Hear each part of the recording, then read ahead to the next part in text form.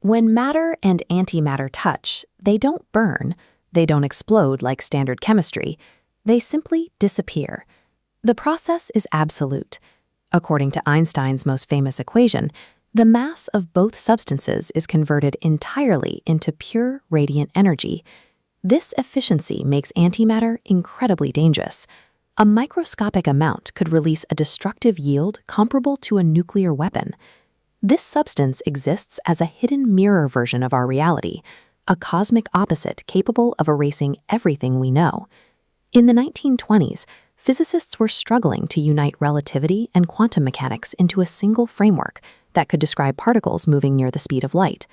Paul Dirac solved the problem with a single equation, but the math contained a jarring implication. It suggested that every particle must have an exact counterpart with the same mass but an opposite charge. Many in the scientific community dismissed the prediction. They assumed the mathematics had simply produced an absurd, impossible error. Then, in 1932, scientists discovered the positron. This curved track in a cloud chamber proved that Dirac's mirror particle was real. The discovery revealed a hidden law of nature. The universe demands a destructive, perfect symmetry.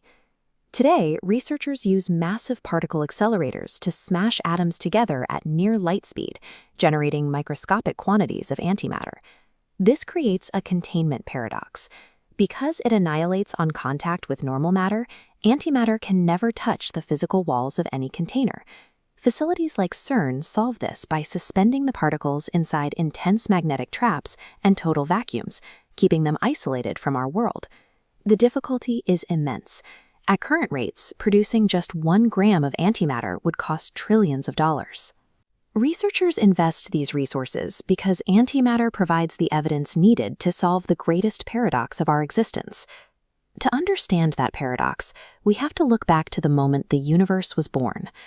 The law of symmetry suggests the Big Bang should have produced exactly 50% ordinary matter and 50% antimatter. In that dense early environment, those opposites would have immediately crashed into each other, converting everything back into raw energy. If the math held true, the universe should have canceled itself out, leaving behind nothing but an empty, dark void. This presents a problem for physics. If the symmetry was perfect, stars, galaxies, and humans should not exist. We only exist because of a tiny, unexplained exception. During the early cosmic war of annihilation, a microscopic imbalance occurred. For every billion antimatter particles, there was exactly 1 extra particle of ordinary matter. As the vast majority of matter and antimatter destroyed each other, that tiny fraction of leftover matter was all that remained. Every star in the sky and every person on Earth is constructed entirely from that microscopic leftover fraction. Our reality is a statistical anomaly, a tiny flaw in the mathematics of the cosmos.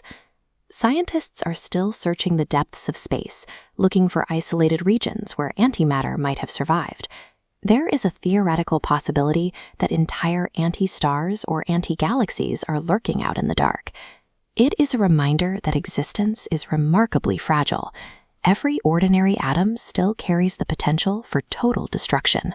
If the matter of our world were to touch its mirror opposite today, the two would dissolve instantly into a flash of energy.